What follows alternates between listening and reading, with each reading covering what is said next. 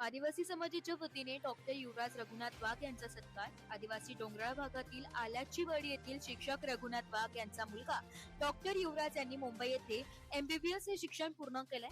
आदिवासी ठाकर समाजातील पहिले एमबीबीएस करणारे डॉक्टर युवराज यांचा सर्व स्तरातून अभिनंदन होत आहे. डॉक्टर युवराज यांनी खूप मेहनतीने व चिकटीने हे यश संपादन केले. असे असताना आज मुरबाड तालुक्यातील आदिवासी समाजातील समाज संघटना अध्यक्ष रघुनाथ ठाकर, माहिती अधिकार कार्यकर्ते वामन ठाकर, सामाजिक कार्यकर्ते गणपत शेळकंदे, चंदर भला, विश्वनाथ ठाकर, सुदाम भला, पत्रकार किरण कारभळ यांनी डॉक्टर युवराज यांच्या घरी जाऊन त्यांचा सत्कार केलाय.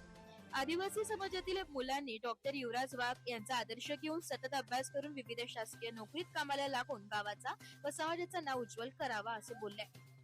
टिटोळा न्यूज साठी प्रतिनिधी किरण कारभळ, माळशेज.